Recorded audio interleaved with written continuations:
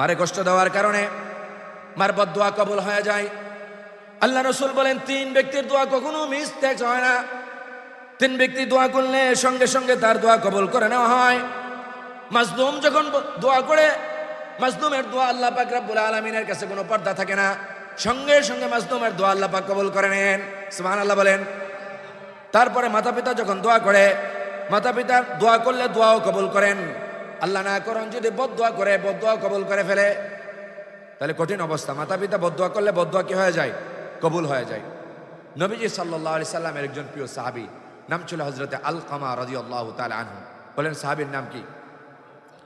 নবীজি সাল্লাল্লাহু আলাইহি সাল্লামের প্রিয় সাহাবী, নবীজির ইমামতিতে নামাজ পড়তেন আল্লাহ রাসূল সাল্লাল্লাহু আলাইহি সাল্লামের সাহাবী আলকামা। হযরতে আলকামা যখন অল্প বয়সে দুনিয়া থেকে চলে যাবেন, সাকরাতের সময় চলতেছে, তার স্ত্রী অন্যান্য সাহাবীদেরকে খবর দিয়েছে। সাহাবায়ে কেরামের একটা জামাত গেল, যাইয়া দেখলো আলকামাকে কালিমার তালকিন দেওয়া হয়, কিন্তু আলকামা কালিমা পড়তে পারে না। সাহাবায়ে কেরাম চিন্তিত হয়ে গেলেন, আল্লাহ রাসূল সাল্লাল্লাহু আলাইহি সাল্লামকে সংবাদ জানাইলেন। রাসূলুল্লাহ সাল্লাল্লাহু আলাইহি সাল্লাম সংবাদ জেনে তাড়াতাড়ি করে দৌড়াইয়া আলকামার বাড়িতে পৌঁছে গেলেন। সুবহানাল্লাহ কোন। আলকামার বাড়িতে যাইয়া আলকামাকে বললেন, নবীজি, আলকামা আমার সাথে তুমি কালিমা পড়ো। কিন্তু নবীজির বরকত সে কালিমা পড়তে পারতেছে না। রাসূলুল্লাহ বুঝে গেছেন কি হয়েছে তার। তার স্ত্রীকে জিজ্ঞাসা করলেন, কে আছে তার বাড়িতে, বেঁচে আছে কে কে? তুমি ছাড়া তার কে আছে? ও তার মা আছে। কোথায়? ও মা আমাদের সাথে থাকে না, সে তার মার সাথে একটু উল্টা আচরণ করেছিল, কষ্ট পেয়েছে, এজন্য মা আমাদের থেকে দূরে অন্য কোথাও থাকে। সাহাবায়ে কেরামদেরকে আদেশ করলেন, আলকামার মা যেখানে আছে, যে অবস্থায় আছে, আলকামার মাকে উঠাইয়া নিয়ে আসো।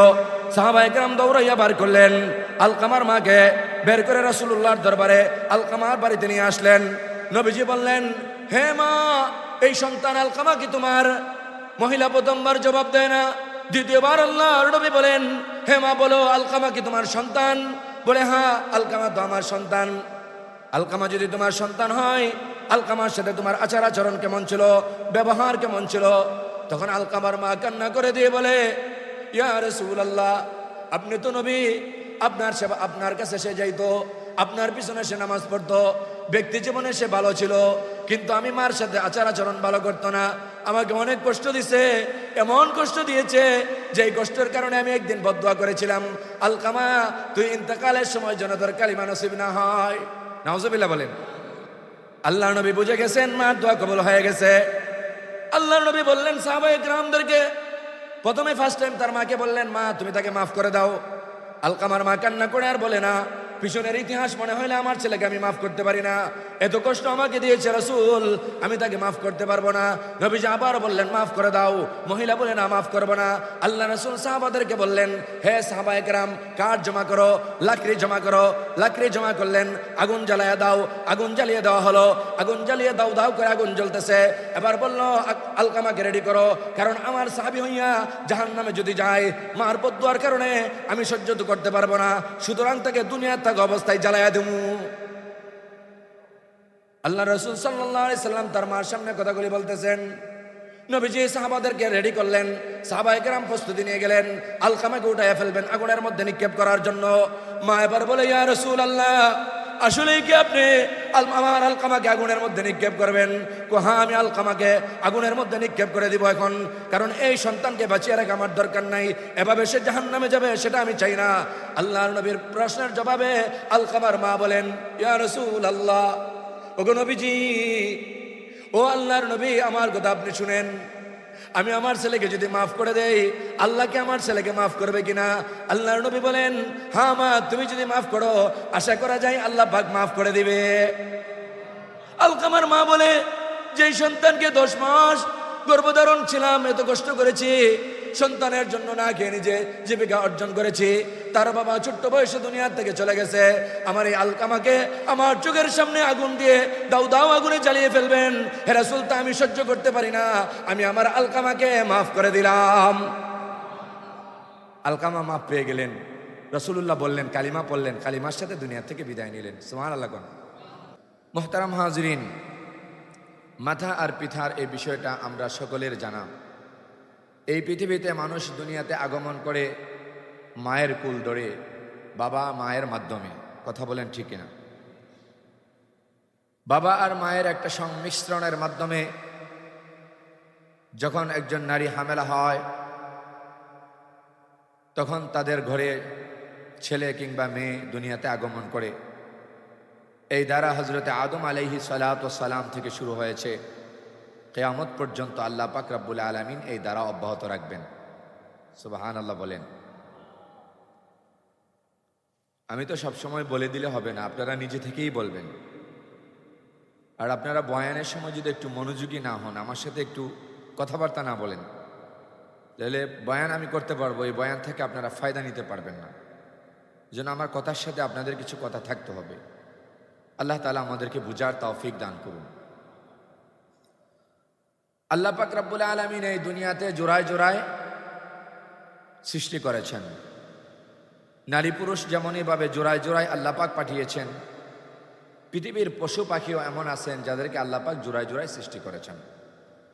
এটা আল্লাহ পাক রব্বুল আলামিনের একটা সিস্টেম। মুহতারাম হাজিরিন, মানুষ হিসাবে এই পৃথিবীতে সবচেয়ে দামি হলো ইমানদার মুসলমান মুত্তাকিরা। কথা বলেন ঠিক কিনা? মুমিন মুসলমানদের থেকে দামি মানুষ আর এই পৃথিবীতে কেউ নাই। ইহুদি খ্রিস্টান হিন্দু নাসারা বৌদ্ধ যারা আছে তারাও মানুষ, কিন্তু তারা শ্রেষ্ঠ মানুষ নয়। শ্রেষ্ঠ মানুষ কারা? আল্লাহ তাআলা কুরআনুল কারীমে বিষয়টাকে বলেছেন, তারা যাদেরকে আমি আল্লাহ তাআলা পছন্দ করে মনোনীত করে ঈমানের মতো দৌলত, ইসলামের মতো দৌলত দিয়েছি। সুবহানাল্লাহ বলেন। মুসলমানদের এই সকল বিষয়ের সম্পর্কে আল্লাহ পাক রব্বুল আলামিন বিভিন্ন বিষয়ের উপর আলোচনা করেছেন। ঈমানদার তার জীবন এবং জিন্দেগি কিভাবে পরিচালনা করবে, একজন মুসলিম তার জীবনের শুরু থেকে নিয়ে শেষ পর্যন্ত কিভাবে পরিচালনা করবে, এ সকল বিষয়গুলি আল্লাহ পাক রব্বুল আলামিন কুরআনুল কারীমে অথবা রাসূলুল্লাহ সাল্লাল্লাহু আলাইহি ওয়াসাল্লাম হাদিসের মধ্যে বিস্তারিত বিবরণ দিয়েছেন। এরই ধারাবাহিকতায় আল্লাহ পাক রব্বুল আলামিন কুরআনুল কারীমে মাতা এবং পিতা সম্পর্কে আয়াতে কারিমা একাধিক জায়গায় নাজিল করেছেন। দুনিয়ার মুমিন মুসলমানেরা, তোমরা তোমাদের মা বাবার মাধ্যমে দুনিয়াতে আসো। এই মা এবং বাবা তোমাদের কাছে অনেকটা দামি। দামি কিনা? এই মা বাবার সম্মান করা, ইজ্জত দেওয়া, মা বাবার সেবা যত্ন করা, মা বাবার সাথে ভালো আচরণ করা, এগুলি সরাসরি আল্লাহ পাক রব্বুল আলামিন কুরআনুল কারীমে শিক্ষা দিয়েছেন। আল্লাহ রাব্বুল আলামিন এই ব্যাপারে কুরআনুল কারীমে বলেন, আল্লাহ বলেন, وَقَضَى رَبُّكَ أَلَّا تَعْبُدُوا إِلَّا إِيَّاهُ وَبِالْوَالِدَيْنِ إِحْسَانًا إِمَّا يَبْلُغَنَّ عِندَكَ الْكِبَرَ أَحَدُهُمَا أَوْ كِلَاهُمَا فلا تقل لهما أف ولا تنهرهما وقل لهما قولا كريما واخفض لهما جناح الذل من الرحمة وقل رب ارحمهما كما ربياني صغيرا। الله أكبر বলেন।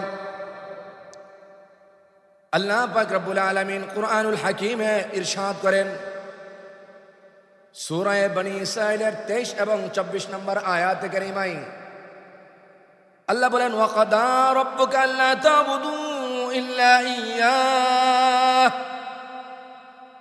এবং তোমরা পালনকর্তা নির্দেশ দিয়েছেন যে তোমরা তাকে ছাড়া অন্য কারো ইবাদত করবে না। এক নম্বর, আমি আল্লাহর বিধান হলো তোমরা আমি আল্লাহ ছাড়া কারো কি করবে না ইবাদত। বলেন, আল্লাহ ছাড়া কারো কোনো ইবাদত চলবে না। কথা বলেন ঠিক কিনা? তাহলে এক নম্বর, আমি আল্লাহর পক্ষ থেকে সূরা বনী ইসরাঈলে 23 নম্বর আয়াতে শুরুতে আল্লাহ বলেন, ও দুনিয়ার মুমিন মুসলমানেরা শোনো, ওয়াকাদা রাব্বুকা আল্লা তা'বুদু ইল্লা ইয়্যাহ, আমি আল্লাহ ছাড়া কারো গোলামি এই দুনিয়াতে চলবে না। একমাত্র গোলামি হবে একমাত্র আমি আল্লাহর। 2 নম্বর আল্লাহ পাক রব্বুল আলামিন বলেন ওয়াবিল ওয়ালিদাইনি ইহসানা। 2 নম্বর আমি আল্লাহর নির্দেশ হলো তোমরা তোমাদের মা বাবার সাথে সদাচরণ করবা, ভালো আচরণ করবা, হুসনে সুলুকের আচরণ করবা। তোমাদের মা বাবা তোমাদের কাছে অত্যন্ত বড় দামি সম্পদ। গত জুমায় শুনেছিলাম সন্তান একজন মা বাবার জন্য দামি সম্পদ। কথা বলেন। ঠিক তেমনি ভাবে মা বাবাও একজন সন্তানের জন্য সবচেয়ে বড় দৌলত এবং সম্পদ। এজন্য আল্লাহ তাআলা আদেশ করেছেন আমি আল্লাহর হুকুম পালন করার সাথে সাথে মাতা পিতার হুকুম পালন করবা, এটা আমি আল্লাহ তোমাদের উপর ফরজ করে দিয়েছি। এ ব্যাপারে কোনো কর্ণপাত করার সুযোগ নাই। তোমার বুঝে আসুক আর নাই আসুক, তোমার মা এবং বাবা তোমাকে যদি আদেশ করে এই আদেশ তোমাকে পালন করতে হবে। এজন্য আমার ভাইয়েরা, আল্লাহ তাআলা শুধু এতটুকু বলেন নাই, আল্লাহ বলেন ইম্মা ইয়াবলুগান্না ইনদাকাল কিবারা আহাদুহুমা আও কিলাহুমা ফালা তাকুল লাহুমা উফ। তোমার জীবনে যদি তুমি তোমার মা এবং বাবাকে পাও, বার্ধক্যজনিত উপনীত হয়, বার্ধক্য উপনীত হয়, যদি তোমার মা অথবা বাবা অথবা উভয়জন, আল্লাহ কি বলেন ইম্মা ইয়াবলুগান্না ইনদাকাল কিবারা আহাদুহুমা, তোমার জীবদ্দশায় যদি তোমার মা অথবা বাবা অথবা উভয়জন যদি বার্ধক্য উপনীত হয়, বয়সের সীমানায় অনেক বেশি বয়স হয়ে গেছে অথবা বয়স কমই হোক, তোমার দায়িত্ব আর কর্তব্য কি? আল্লাহ পাক রব্বুল আলামিন বলেন ফালা তাকুল লাহুমা উফফিন ওয়ালা তানহারহুমা ওয়া কুল লাহুমা কাওলান কারীমা। আল্লাহ পাক বলেন পিতামাতার সাথে তোমরা সদ্ব্যবহার করবা, উভয়ে যদি তোমাদের সামনে বার্ধক্যজনিত কারণ উপনীত হয়, বার্ধক্যে পৌঁছে, বয়সের সীমায় পৌঁছে, তখন তোমরা কখনো তোমাদের মা বাবার সামনে শব্দও বলবে না। বিশেষ করে বার্ধক্যের কথা কেন বললেন? মুফাসসিরিনে কেরাম বলেন আল্লাহ পাক রব্বুল আলামিন বার্ধক্যের কথা এই জন্য বলেছেন, মানুষ যখন বয়সের সীমায় পার হয়ে যায়, 60, 70, 80 বছর হয়, এই মানুষটা সাধারণত অন্য মানুষের মতো মন মেজাজ ঠিক থাকে না, একটু খটখটে মেজাজ হয়ে যায়। কথা বলেন। এজন্য তোমার মা এবং বাবা তোমার হায়াতের জীবনে যদি তুমি পাও, তোমার মা এবং বাবা যদি কখনো তোমার সাথে উল্টা আচরণ করে, এমনকি তোমাকে কথার কথা তোমাকে উল্টা সিধা কথা বলে গালি দেয়, সাবধান, তারপরও তুমি বিরক্ত সুরে কখনো শব্দ বলবে না, বলবে না। হযরতে হাসান রাদিয়াল্লাহু তাআলা আনহু এই আয়াতের ব্যাখ্যার মধ্যে লিখেছেন উফ শব্দের তাফসীর। উফ শব্দের তাফসীর হলো এর থেকে নরমাল শব্দ আর নাই। এজন্য আল্লাহ তাআলা শব্দ দ্বারা বুঝাইতেছেন তো দূরের কথা, তো একটা নরমাল শব্দ, উফ তো একটা নরমাল শব্দ। আমরা বলি না ওহো, বলি কিনা বলেন? তোমার কোনো আচরণে, তোমার কোনো ব্যবহারে, তোমার কোনো কথার মাধ্যমে, তোমার কোনো কাজের মাধ্যমে, তোমার কোনো ব্যবহারের মাধ্যমে তোমার মা আর বাবা অথবা তোমার মা তুমি পাইছো হায়াতের জীবনে, বাবাকে পাও নাই, অথবা মাকে পাইছে বাবাকে পাও নাই, বাবাকে পাইছো মাকে পাও নাই। এই সময় এই বয়সে এসে তোমার মা বাবার সামনে এমন শব্দ, এমন আচরণ, এমন ব্যবহার কিছুই করবে না যার মাধ্যমে তোমার বাবা বলবে আহা কি করলো, তোমার মা যেন কখনো এক কথা না বলে আহা আমার ছেলেটা কি করলো। এমন কাজ তোমরা করবে না।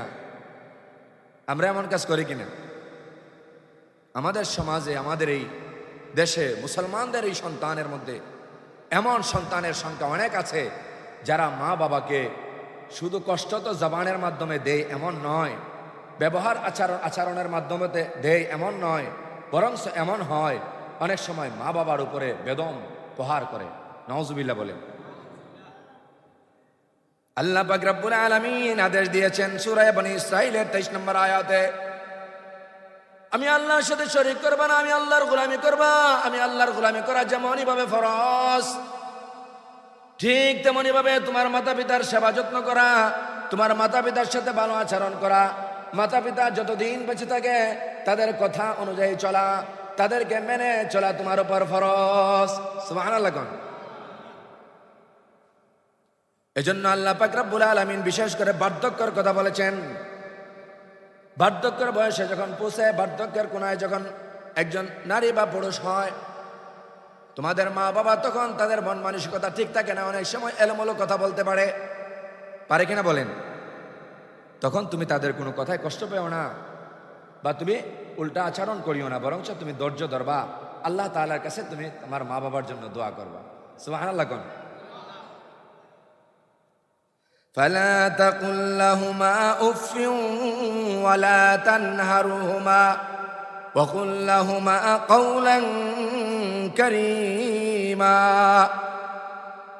তোমাদেরকে যদি তারা ডাকে, তাদেরকে তোমরা কখনো কি করবে না, তাদেরকে তোমরা কখনো ধমক দিবে না। কি করবে না বলেন? কখনো তাদেরকে ধমক দিও না। মা বাবা ডাকছে, আসতেছি, পরে আসবো, এখন তো আমার টাইম নাই, অনেক কাজে ব্যস্ত আছি, অনেকে এক কথা বলে কিনা বলেন? আল্লাহ স্পেশালভাবে কোরআনে এক কথা বলে দিয়েছেন, সাবধান, মা বাবার সাথে কখনো ধমকের সুরে কথা বলো না, তাদেরকে ধমক দিও না। এটা অপরাধ, এটা অন্যায়। এটা করলে তোমার দুনিয়া বরবাদ হবে, আখিরাতও বরবাদ হয়ে যাবে। আল্লাহ হেফাজত করুন। ফালা তাকুল লাহুমা উফিউ ওয়ালা তানহারহুমা ওয়া কুল লাহুমা কাওলান কারীমা। বরংস ধমক তো দিবা না, বরং তাদের সাথে সম্মানজনক কথা বলবা, তাদেরকে সম্মান দিয়ে কথা বলবা। কখনো তাদের সামনে এলোমেলো কথা বলিও না। সম্মানজনক কথার দ্বারা কাওলান কারীমার ব্যাখ্যায় মুফাসসিরিনে কেরাম লিখেছেন যে কাওলান কারীমা শব্দ দ্বারা আল্লাহ পাক রব্বুল আলামিন একথা বুঝাইতে চাইতেছেন, অর্থাৎ তোমরা কখনো তোমাদের হযরতে সোহাইব ইবনে মুহাম্মদ বলেন, তোমরা তোমাদের মাতা পিতার সাথে কখনো ডাক দিলে সাথে সাথে ডাকে সাড়া দিবা, আর বন্ধু বান্ধবদের সাথে যেভাবে কথা বলো সেভাবে কথা বলবে না। কিভাবে কথা বলবে সেটাও শিখাইছেন। কথা বলবা, দুনিয়াতে একজন মালিক তার কর্মচারীর সাথে যেমন কথা বলে, কর্মচারী যেমন তার মালিকের সাথে কথা বলার সময় হিসাব করে কথা বলে না, কর্মচারী যখন তার মালিকের সাথে কথা বলে অত্যন্ত হিসাব করে কথা বলে, অথবা তার অধীনস্থ ব্যক্তির সামনে যখন কথা বলে অত্যন্ত হিসেব করে কথা বলে, যেন তার কথার মাধ্যমে তার মালিক, তার অধীনস্থ যা আছে সে যেন কষ্ট না পায়, তার বস যেন তার উপর রাগান্বিত না হয়। কথা বলেন ঠিক কিনা? তোমরাও তোমাদের মা বাবার সাথে এমন কথা বলবে, এমনভাবে আখলাক দেখাবে যেন তোমার কর্ম, তোমার কথা, কোনো কিছুর মাধ্যমে কখনো তোমার মা বাবা অসন্তুষ্ট না হয়। হযরতে সাঈদ ইবনুল মুসাইয়্যিব রাহমাতুল্লাহি আলাইহি বলেন, ওয়াখফিদ লাহুমা জানাহা যুল্লি মিনার রাহমা ওয়া কুর রাব্বিরহামহুমা কামা রাব্বায়ানি সগীরা। শুনো হে দুনিয়ার মুসলমান, যখনই তোমাদের মা বাবা বার্ধক্যজনিত পাইছো, এখন তো মা বাবাকে সম্মান দিয়ে কথা বলবা, কখনো তাদেরকে ধমক দিবা না। তাদের সামনে নিজেকে এমনভাবে উপস্থিত করবা, নিজেকে এমনভাবে পেশ করবা, নিজেকে এমনভাবে তোমরা পেশ করবা, তোমার ব্যবহার আর মোলায়েম আচরণের কারণে তোমার মাতা পিতা যেন তোমার প্রতি খুশি হয়ে যায়। মাতা পিতা যেন তোমার আচরণে খুশি হয়, এমন ব্যবহার, এমন সম্মানসূচক শব্দ দিয়ে তাদের সাথে কথাবার্তা বলবা। আর মনে রাখো আরেকটা কথা অত্যন্ত গুরুত্বপূর্ণ, সেটা হলো আর বলবে, হে আল্লাহ, মাতা পিতার জন্য দোয়া শিক্ষা দিছে আল্লাহ পাক রব্বুল আলামিন 24 নম্বর আয়াতে সূরা বনী ইসরাঈলের মধ্যে, ওয়াহফিদ লাহুমা জানাহা যুল্লি মিনার রাহমা ওয়া কুর রাব্বিরহামহুমা। পড়েন আমার সাথে, রাব্বিরহামহুমা কামা রাব্বায়ানি সগীরা। বলবা, হে আমার রব, হে আমার পালনকর্তা, তাদের প্রতি তুমি দয়া করো, যেমনই ভাবে আমার মা বাবা আমাকে ছোট অবস্থায় দয়া করেছে, রহম করেছে। মা আমাকে এই শীতের দিনে যখন আমরা বাচ্চা ছিলাম কত কষ্ট করে একটা বিছানা যখন আমি নষ্ট করতাম, তাড়াতাড়ি করে বিছানা পরিবর্তন করতেন, বিছানা না থাকলে মা আমাকে বুকে জড়ায় রাখতেন। এত কষ্ট, এত কিছু করছে রব্বুল আলামিন, তুমি আমার আব্বা আম্মার উপর দয়া করো। মা বাবার সাথে সবসময় এমন আচরণ করো, এমনভাবে নিজেকে উপস্থাপন করো তুমি কিছু জানলেও না জানার বান্দর। আম্মা আপনি বলেন আপনার থেকে শুনি, আব্বা আপনি বলেন আপনার থেকে শুনি। যদি মার বাবাকে সম্মান ইজ্জত দিয়ে রাখতে পারো, ইন্তেকালের আগ পর্যন্ত সেবা যত্ন লেগে থাকতে পারো, তোমার এই মা তোমার জন্য জান্নাতের কারণ হবে, তোমার বাবা তোমার জান্নাতের জন্য কারণ হবে। সুবহানাল্লাহ বলেন। আল্লাহ রাসূল সাল্লাল্লাহু আলাইহি ওয়াসাল্লামের একজন প্রিয় সাহাবী হযরতে উমামা, আবু উমামা রাদিয়াল্লাহু তাআলা আনহু হাদিস বর্ণনা করেন, নবীজির সামনে একজন ব্যক্তি এসে প্রশ্ন করছে, ইয়া রাসূলুল্লাহ সাল্লাল্লাহু আলাইহি ওয়াসাল্লাম আহাক্কুল ওয়ালিদাইনি আলা ওয়ালিদিহিমা, আমার মা বাবার উপর আমার হক কি, আমার মা বাবার দ্বারা আমার তেমন কি উপকার হবে সেটা আমাকে বলেন। সুবহানাল্লাহ, আস্তে কোন। আল্লাহ রাসূল সাল্লাল্লাহু আলাইহি সাল্লাম আবু উমামাকে বলে, ও আবু উমামা ভালো করে শোনো, ভালো করে শোনো, হুমা জান্নাতুকা ওয়া নারুক। ইবনে মাজার 3662 নম্বর হাদিসে আল্লাহর নবীর প্রিয় সাহাবী আবু উমামা প্রশ্ন করলে আবু উমামাকে নবীজি জবাব দেয়, ও আবু উমামা শোনো, তোমার মাই তোমার জন্য জান্নাত, তোমার বাবাই তোমার জন্য জান্নাত, আবার অপর দিক দিয়ে তোমার মাই তোমার জন্য জাহান্নামের কারণ হতে পারে, তোমার বাবাই তোমার জন্য জাহান্নামের কারণ হতে পারে।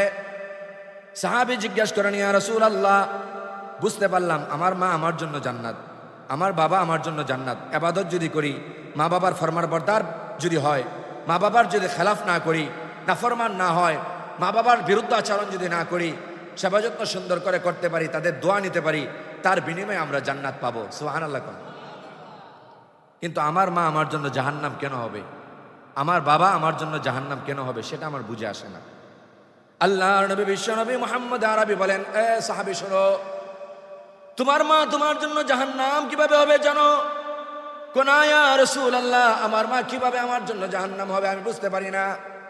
আল্লাহ রাসূল সাল্লাল্লাহু আলাইহি সাল্লাম বলেন, যদি দুনিয়ার জিন্দেগিতে তোমার মাকে তুমি পাইয়া থাকো, তোমার মার বিরুদ্ধে আচরণ করে থাকো, মার সেবা যত্ন ভালো করে করো নাই, স্ত্রীর নিয়া শহরের বাসায় থাকছো, মন চাইলে 1 মাস 2 মাস পরে বাড়িতে এসে মার খবর নিছো, মন চাইলে টাকা পয়সা দিলে দিছো, না দিলে নাই, খুব বেশি মা বাবার সেবা যত্ন করো নাই, মা বাবার খোঁজ খবর নেও নাই, এমন যুবক এমন ছেলে আমাদের দেশে নাই। কথা বলেন, আছে কিনা? নিজে সুন্দরী প্রিয়তমা স্ত্রীকে মহব্বত করো, ভালোবাসো, ইসলামে জায়েজ আছে। সন্তান সন্ততিদের জন্য ভরণ পোষণের ভালো ব্যবস্থা করো, জায়েজ আছে। কিন্তু তার আগে তোমার মা তোমার কাছে সবচেয়ে বেশি হকদার। কথা বলেন ঠিক কিনা?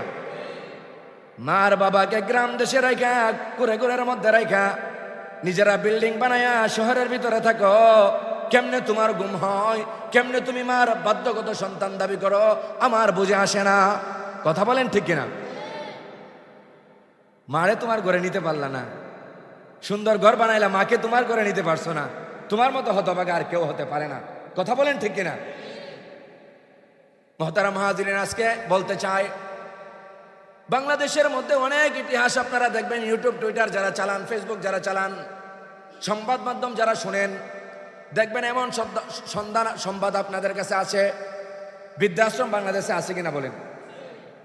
এই বৃদ্ধাশ্রম কেন তৈরি হলো? বৃদ্ধাশ্রমে শুধু ইহুদি খ্রিস্টান হিন্দুদের মা বাবা থাকে না, মুসলমানদের মা বাবা বেশি থাকে। ইতিহাস প্রমাণিত মুসলমানদের মা বাবাই সবচেয়ে বেশি আছে। কেন? তারা কারা?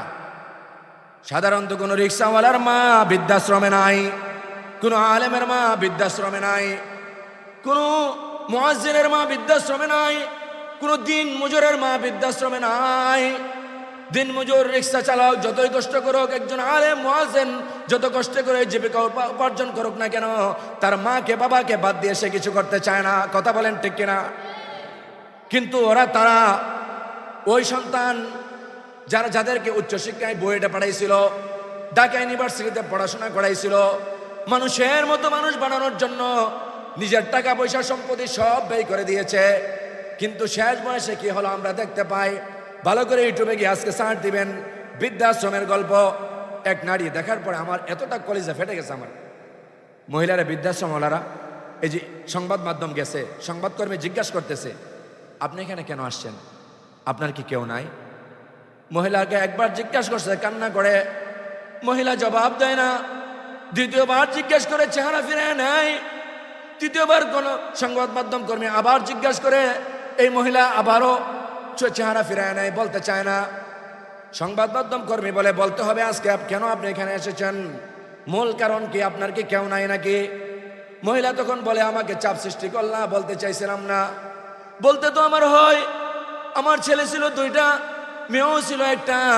ছেলে মেয়েকে উচ্চশিক্ষিত করছি, তার বাবা অল্প বয়সে মারা গেছে, সম্পত্তি যা আছে সব বিক্রি করে দিয়েছি, শুধুমাত্র ঘরটা ছাড়া আমার কিছুই ছিল না। আমার ছেলে আর মেয়েকে আমেরিকায় পাঠাইছি পিএইচডি করার জন্য। মেয়েগুলি এস্টাবলিশ হয়েছে, আমেরিকাতেই সেটেল হয়ে গেছে, এখন আর বাংলাদেশে আসে না। একবার আসছিল, আইসা আমার জন্য কিছু নিয়ে আসছিল। আইসা আমি শুনলাম আমার যে ঘরটা থাকতাম এই ঘরটা পর্যন্ত বিক্রি করে চলে গেছে। নাউজুবিল্লাহ। আসতে কোন চিন্তা করছেন এই মহিলার ইতিহাসটা? মহিলা কান্না করে, সংবাদ মাধ্যম কর্মী বলে, মা কোন কারণে আজকে আপনার সন্তান আপনার কথা শুনলো না, কেন এমন হলো? আমি জানি না, উচ্চশিক্ষার সমস্ত শিক্ষিত আমি তাকে করলাম।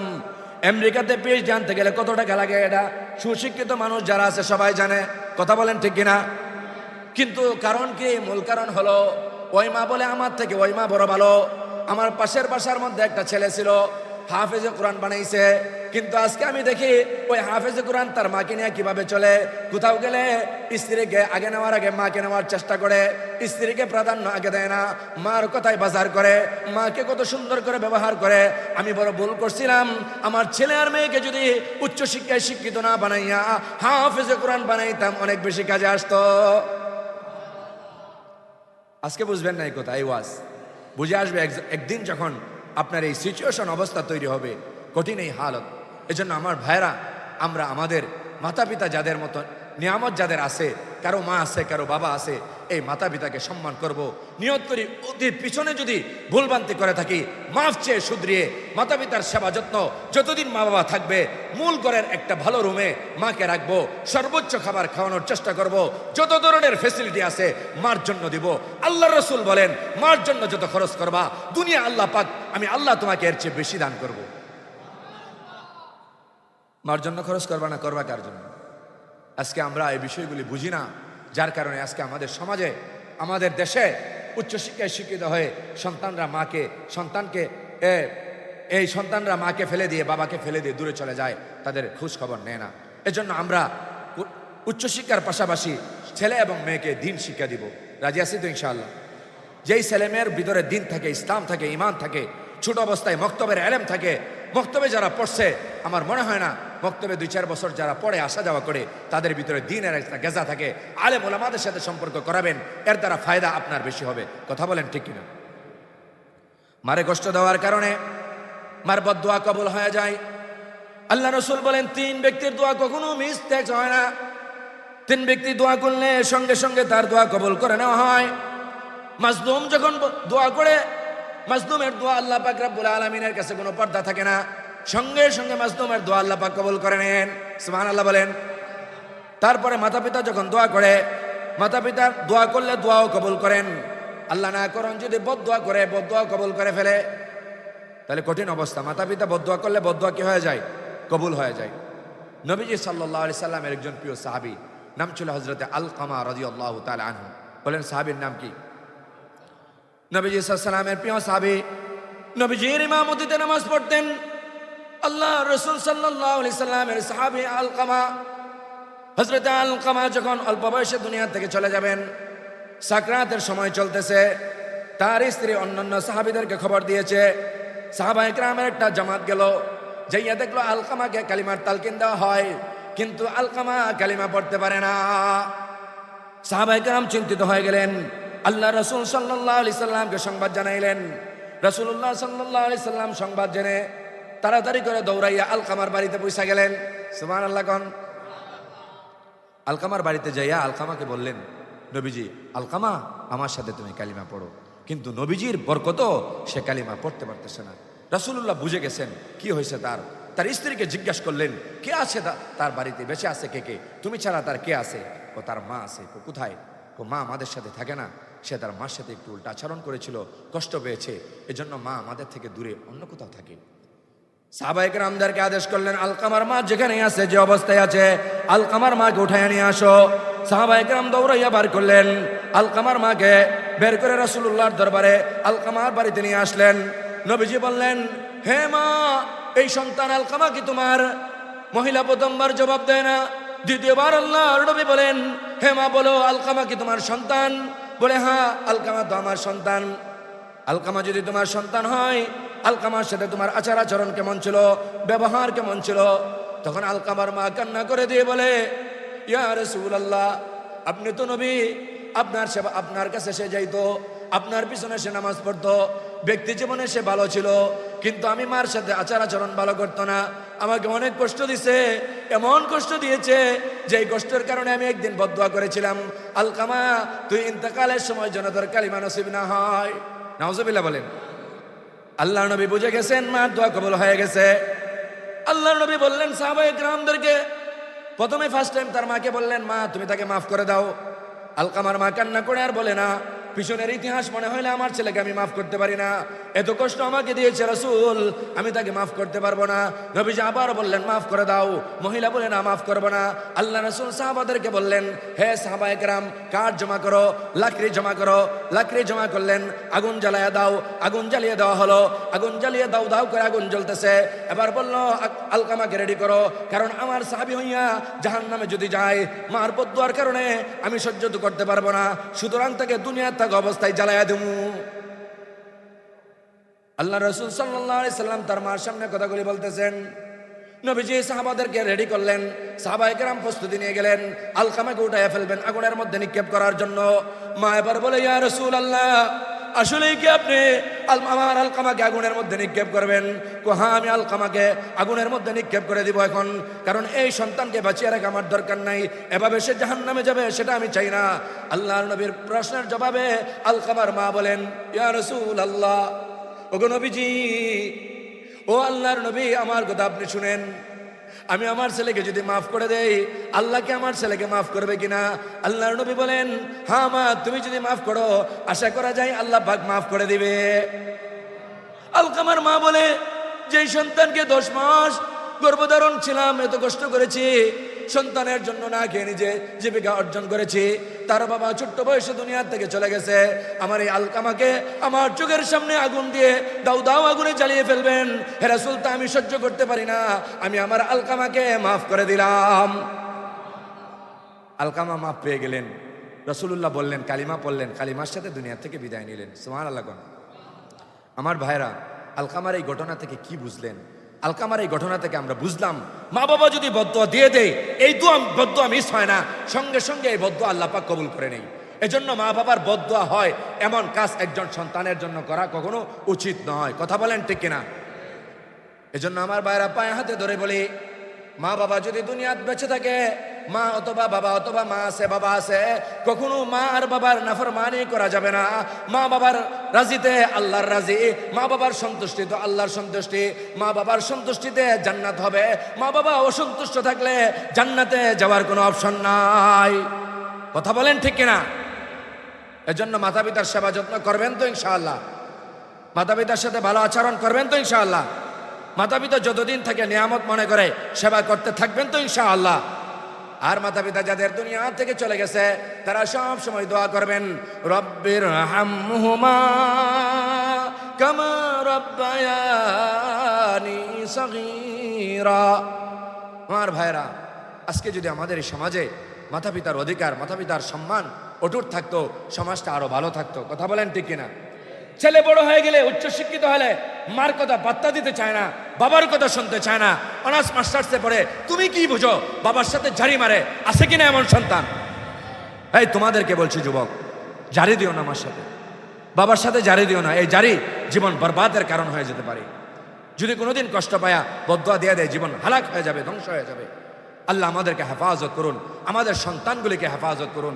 সকলে বলেন আমিন। আল্লাহ রাসূল সাল্লাল্লাহু আলাইহি সাল্লামের প্রিয় সাহাবী আব্দুল্লাহ ইবনে মাসউদ রাদিয়াল্লাহু তাআলা আনহু বলেন, রাসূলুল্লাহকে বললাম, ক্বালা সাআলতুন রাসূলুল্লাহ সাল্লাল্লাহু আলাইহি ওয়াসাল্লাম। আব্দুল্লাহ ইবনে মাসউদ বলেন, ইয়া রাসূলুল্লাহ, আইয়ুল আমালু আফদাল, সবচেয়ে উত্তম আমলকে আমাকে বলে দেন, যে আমলটা করে আমি জান্নাতে যেতে চাই। সুবহানাল্লাহ, আর আস্তে কোন। আল্লাহ রাসূল বলেন ক্বালা সালাতু আলা ওয়াক্তিহা। ও আব্দুল্লাহ ইবনে মাসউদ, এক নম্বরের ইবাদত হলো যদি তুমি জান্নাতে তাড়াতাড়ি যেতে চাও বেশি বেশি করে নামাজ পড়া, অর্থাৎ যথা সময় নামাজ আদায় করা। সুবহানাল্লাহ কোন। দুই নম্বর কুলতু সুম্মা আইয়ুন ক্বালা বিররুল ওয়ালিদাইন। ও আব্দুল্লাহ ইবনে মাসউদ শুনো, দুই নম্বরের ইবাদত হলো যদি জান্নাতে যেতে চাও মাতা পিতার সাথে ভালো আচরণ করবা, সৎ আচরণ করবা। মাতা পিতা যেভাবে বলে সেভাবে তুমি চলবা। মাতা পিতার বাধ্যগত সন্তান হও। মাতা পিতার বাধ্যগত সন্তান হইলে তুমি জান্নাতে চলে যেতে পারবা। তিন নম্বর আল্লাহ রাসূল সাল্লাল্লাহু আলাইহি ওয়াসাল্লামের কাছে আব্দুল্লাহ ইবনে মাসউদ প্রশ্ন করতো সুম্মা আইয়ুন ক্বালা আল জিহাদু ফি সাবিলিল্লাহ। আল্লাহর কাছে সবচেয়ে বড় প্রিয় আমল আরেকটা হলো আল্লাহর রাস্তায় জিহাদ করা, অর্থাৎ একমাত্র আল্লাহকে রাজি আর খুশি করার জন্য জিহাদে অংশগ্রহণ ও গ্রহণ করা। সুবহানাল্লাহ কোন। মুহতারাম মুআজ্জাজ হাজরিন, আল্লাহ রাসূল সাল্লাল্লাহু আলাইহি ওয়াসাল্লাম অন্য হাদিসে বলছেন একজন সাহাবী আসছেন, আয়েশা বলছেন রাসূল জিহাদের জন্য সমস্ত প্রস্তুতি সবকিছু ফাইনাল, আমি চলে যাব। রাসূলুল্লাহ সাল্লাল্লাহু আলাইহি ওয়াসাল্লাম বলছেন জিহাদে যাইবা কার সন্তুষ্টির জন্য? সাহাবী বলেন আল্লাহর সন্তুষ্টি। বলেন কার সন্তুষ্টি? আল্লাহ রাসূল সাল্লাল্লাহু আলাইহি ওয়াসাল্লাম আন আব্দুল্লাহ ইবনে আমর ইবনে আল-আস قال فهل من والديك أحدهما أحد حي قال نعم بل كلاهما حي সুবহানাল্লাহ। আস্তাগফিরুন। সাহাবীরা জিজ্ঞাসা করছে তুমি যে জিহাদে যাইবা আল্লাহর সন্তুষ্টির জন্য তোমার বাড়িতে কে আছে? আমার মা আছে, বাবাও আছে। তো তোমার কেউ মা বাবা কেউ বেঁচে আছে? সাহাবী বললেন রাসূল আলহামদুলিল্লাহ আমার মা বাবা উভয়জন বেঁচে আছে। সুবহানাল্লাহ কোন। আল্লাহ রাসূল সাল্লাল্লাহু আলাইহি ওয়াসাল্লাম قال ألا أجره من الله قال نعم قال فارجع إلى والديك فأحسن صحبتها। ও সাহাবী, জিহাদে অংশগ্রহণ করার তোমার দরকার নাই, জিহাদে তোমার যেতে হবে না, জিহাদে যাওয়া লাগবে না। তুমি বাড়িতে যাও, বাড়িতে যাইয়া তোমার মা বাবার সহবত উঠাও, মাতা পিতার সেবা যত্ন করো। কারণ এই অবস্থা তোমার মা বাবাকে রেখে জিহাদে যাওয়া ঠিক হবে না। বরংস তোমার মা বাবার সেবা যত্ন করলেই, সহবত উঠাইলেই, তাদের সেবা যত্নের মাধ্যমে তুমি জান্নাতে চলে যেতে পারবা। একজন বড় আলেমের ঘটনা বলেই শেষ করি। আপনারা চিনেন বিচারপতি জাস্টিস আল্লামা তকি উসমানী দামাত বারাকাতুহু। বর্তমান পৃথিবীর মধ্যে অনেক বড় আলেম হলো মুফতি শফি সাহেব রহমাতুল্লাহি আলাইহি, তাফসিরে মারিফুল কুরআনের লেখক। সুবহানাল্লাহ কোন। উনি যখন অসুস্থ তো ওনার দুই ভাই রফি ওসমানী, তকি উসমানী। বড় ভাই হলো রফি ওসমানী, ছোট ভাইয়ের নাম তকি উসমানী। দুইজন একই সাথে হজ্জের ফ্লাইটে হজে যাবেন। টিকিট কাটা কমপ্লিট, সব কিছু একেবারে ফাইনাল, চলে যাবেন, ডেট আসতেছে। আল্লাহ আমাদেরকে ধৈর্য সহকারে বসার, সবর সহকারে শোনার তৌফিক দান করুন, সেগুলো বলি আমিন। ঘটনা কলেই শেষ করতেছি। তকি উসমানী দামাত বারাকাতুহুম এবং রফি উসমানী দামাত বারাকাতুহুম যখন দেখলেন বাবার শরীর আস্তে আস্তে করে খারাপ হয়ে যাচ্ছে, বড় ভাইয়ের সাথে পরামর্শ করলেন, ভাই এই বছর আর হজ্জে আমরা যাব না, টিকিট ক্যান্সেল করে দেই। বড় ভাই বললে হ্যাঁ ক্যান্সেল করে দাও, টিকিট ক্যান্সেল করে দাও, দরকার নাই, হজ্জে যাব না। যেহেতু আব্বার শরীর অত্যন্ত খারাপ হয়ে গেছে, হজ্জে যাওয়ার দরকার নাই। সুবহানাল্লাহ। রাস্তে কোন। তকি উসমানী রফি উসমানীর আব্বা কয়েকদিন পরে মোটামুটি একটু সুস্থ হলো।